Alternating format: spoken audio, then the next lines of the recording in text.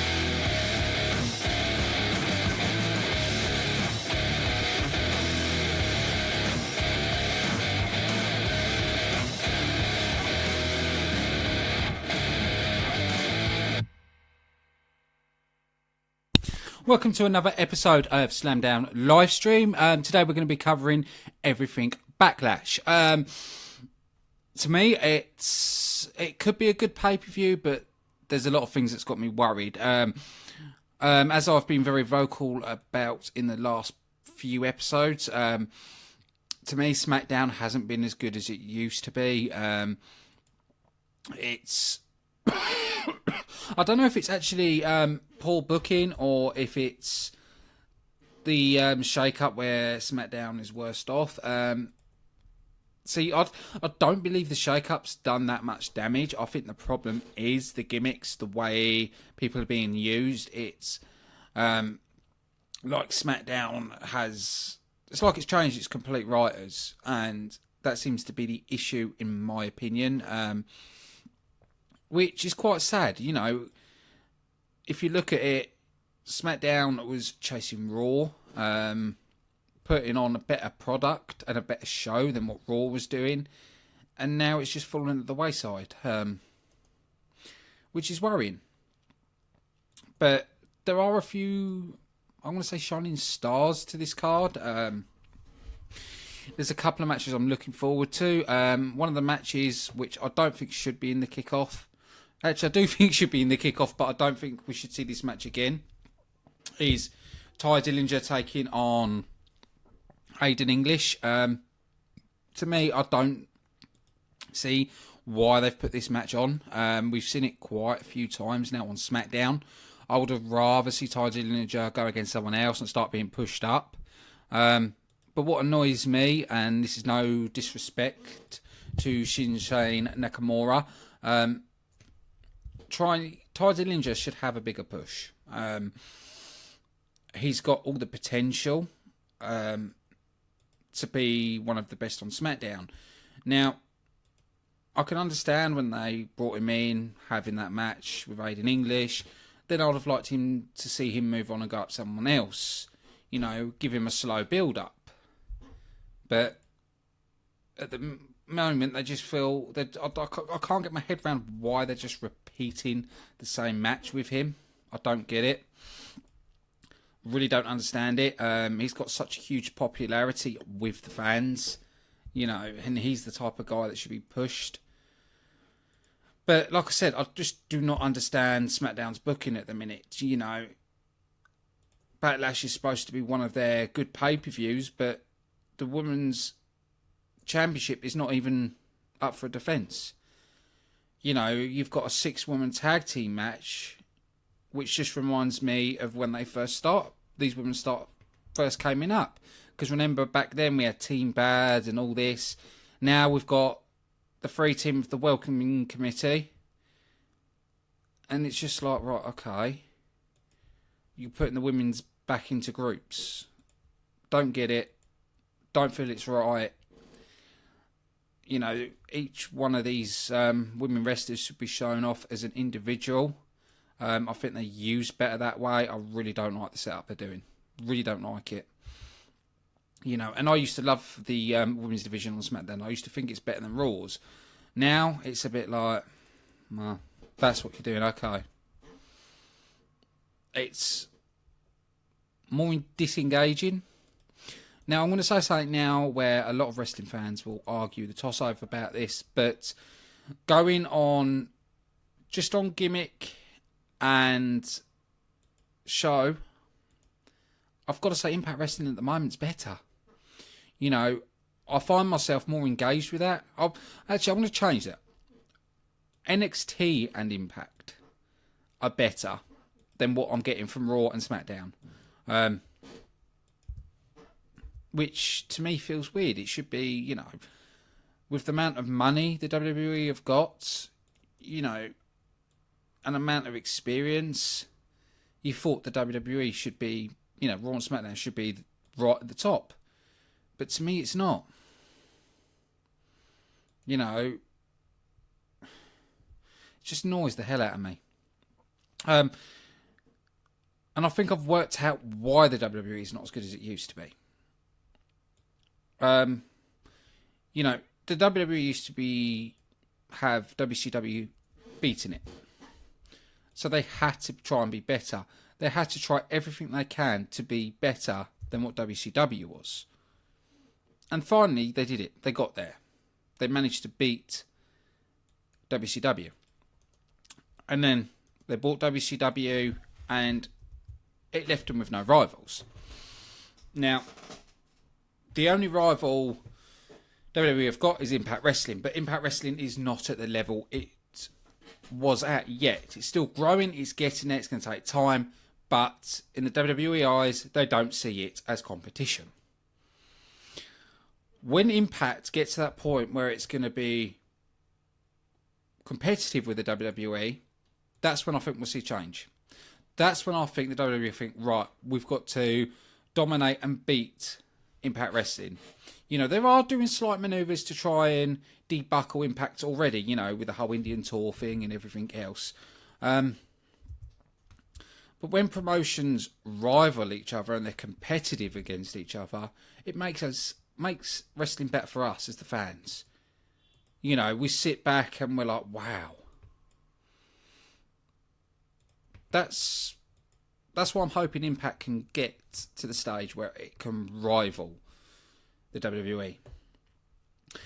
But like I said, first off with the kickoff match, Todd Dillinger, Aiden English, I'm really not interested, to be honest. I'm going to watch it, but I'll probably be sitting there playing my phone at the same time as that match is on because I've just seen it too much on SmackDown. But for my prediction, I think it's going to be Todd Dillinger victory. You know, to me, it seems like they don't know what they want to do with Aiden English yet. I know they've gave him the singing character off what he did on NXT, but I can't see what else is going to come from him. That's one of the main problems. I think he's a person... I think he's... The best way to put it is he's stuck in limbo at the minute, because it's like that old story where creative has nothing for you. It seems to be the problem. But you never know. Give it time. They might find something for him and repackage him. First match kicking off BackLash is Luke Harper taking on Eric Rowan. Now, I think this could be an amazing match, but I would have liked a stipulation to it. Being that they're former Wyatt family members, I think they should have had a stipulation, either a no DQ or, you know, something like that, something to add to the rivalry. You know, so then we can really see these two really go on at each other, putting it all on the line to end that rivalry. That's the way I think they should have gone. Prediction-wise, I think they're going to give this to Eric Rowan. The reason I say I think they're going to give it to Eric Rowan is for the way he played himself on Talking Smack. I think that's leading to him having a bigger push. I think that's the way they're going to go with it. Because why would you put him on Talking Smack, have him play that type of character, and then have him lose? It doesn't make sense to me. So I really, really do think it is going to be Eric Rowan winning this match and possibly leading to him going for the US title. After that, we've got Sami Zayn taking on Baron Corbin. Right. So, same situation again. Sami Zayn stuck on the mid-card. It annoys me. Sami Zayn is a fantastic wrestler, and I would rather see him pushed higher up. That's what's annoying. They're doing the same thing what Raw did. I can't see Sami Zayn winning this for the due fact is you want... Baron Corbin's been on such a victory at the minute and has been pushed so hard, you can't really see him losing. Because if he does lose this match, then you've just basically undone all the hard work. All the push that he's had, you've basically tossed that to the side.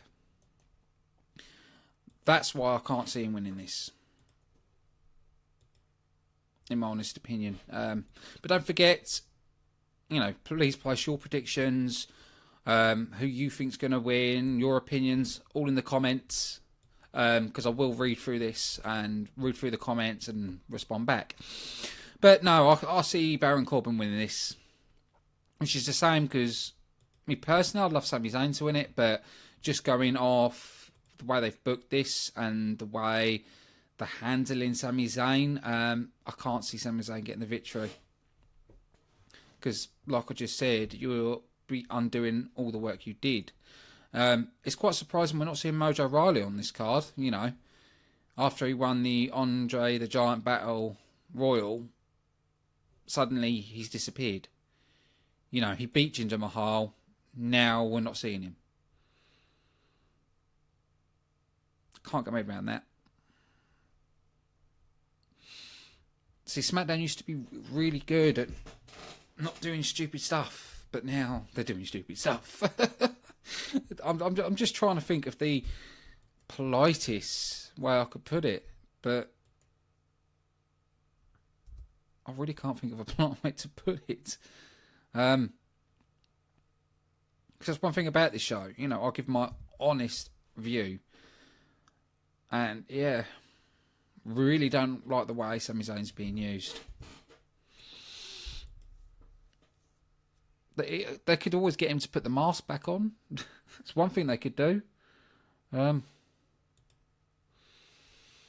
trying to think what else they can do for him. And, how they can push Sami Zayn. But off the top of my head, I can't really think of what way they could do him. After that, we've got the 6-woman tag team match where we've got Naomi, Charlotte Flair, Becky Lynch versus the Welcoming Committee. I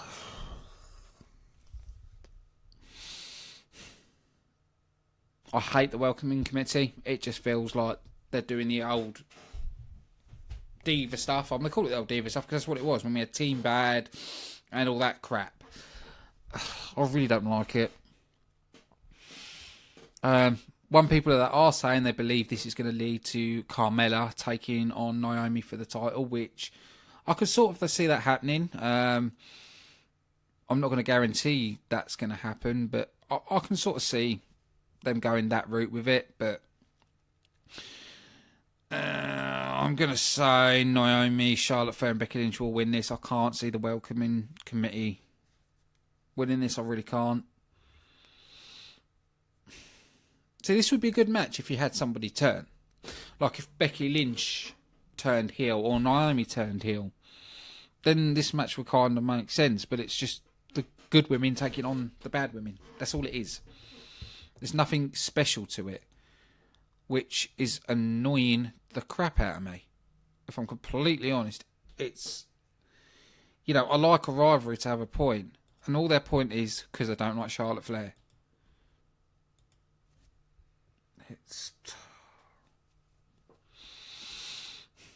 It's poor storytelling in my eyes. But after that, we got the Usos taking on Breezango. For God's sake. Right. I'm not going to be hard on Breezango because they are funny. But I don't see him as a top team. But then again, the top teams are on Raw. You know, if you look at their abilities as a tag team, it's average.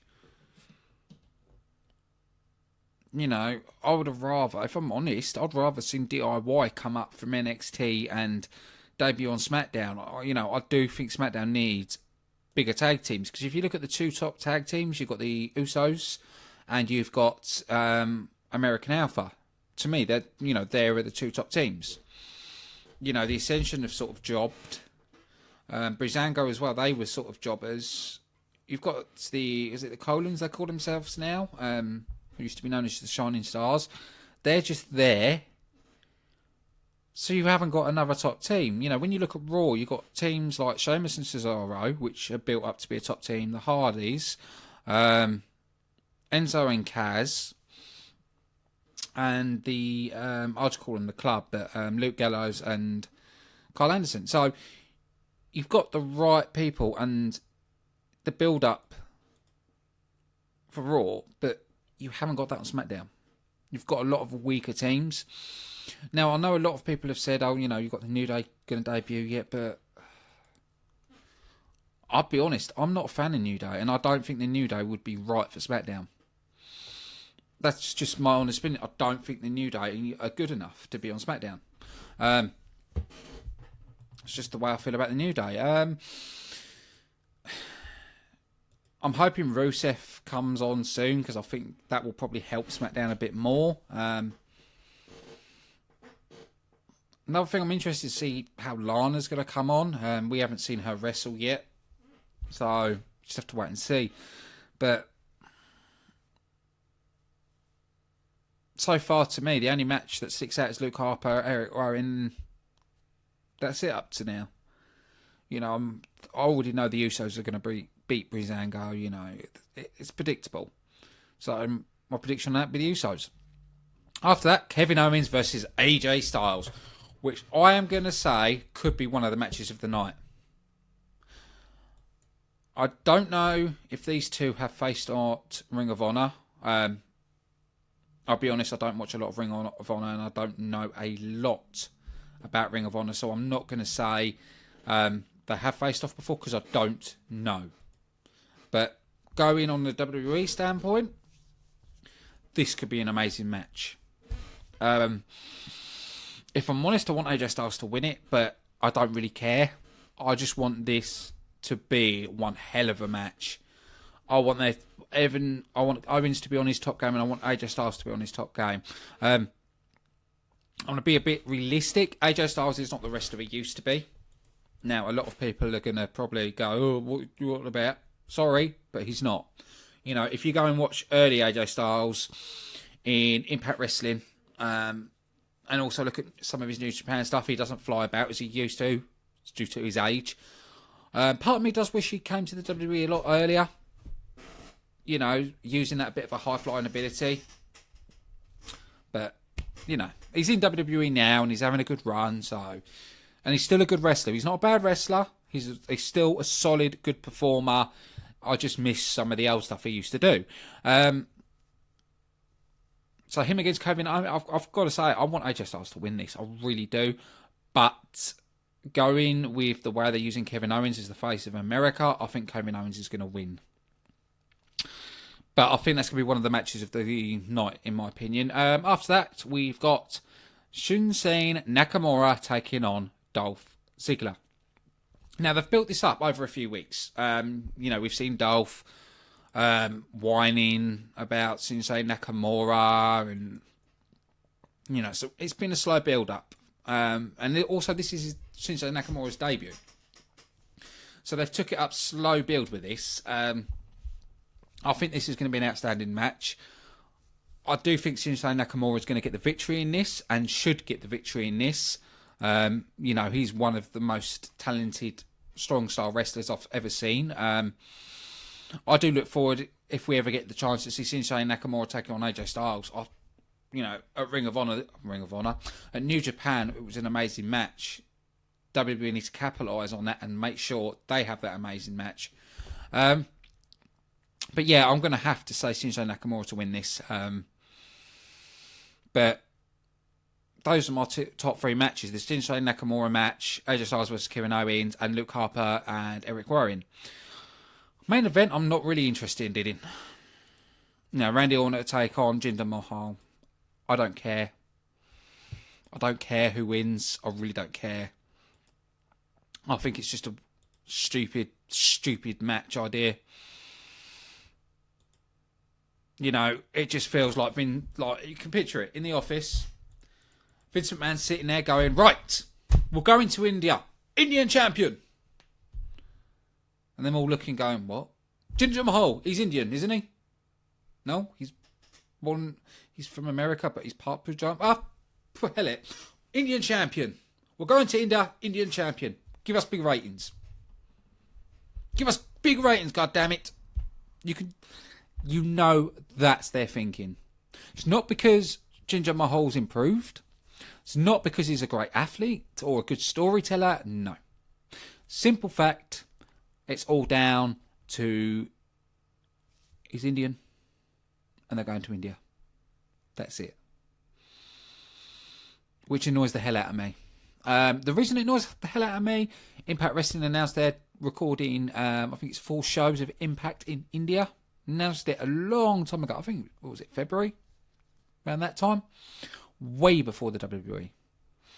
Next thing you know, the WWE announces their Indian tour. Right, okay. You've announced that. Right, okay.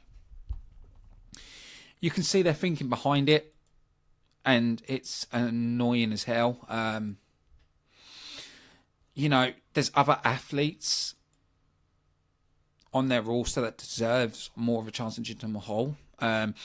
Now, I know his look has changed, but his ability hasn't changed. To me, he's not a great in-win worker. His finisher just doesn't look that devastating. I'm not a fan. You know, if he wins this match at Backlash, you know it's going to be because of the... I forgot their names now. But to the 2 assistants that will probably distract the referee. Also, it's going to be something like that, how he gets the victory. I can't see it being any other way.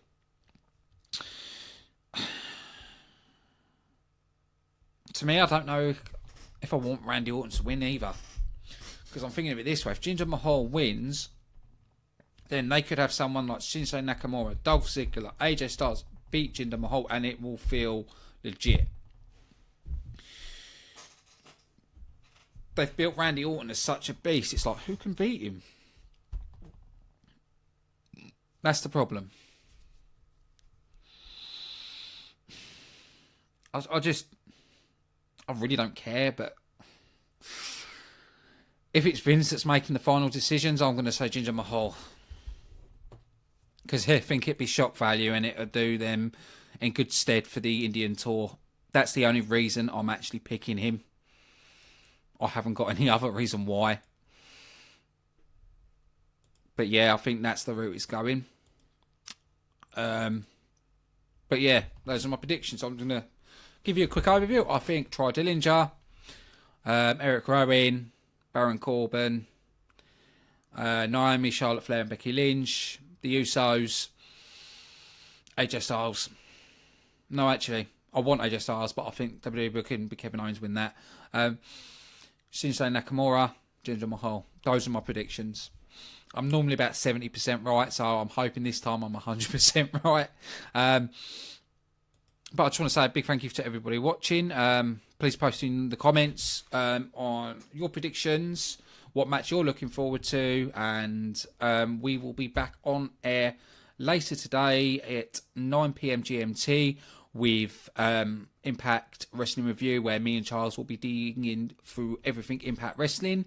And I forgot what else. And we'll be back on, also I'll be back on Monday, 9 PM GMT, where I actually will give you the Backlash review and WWE news. So I want to say a big thank you to everybody watching. I've been your host, Ashley Friend, and I'll see you again later tonight.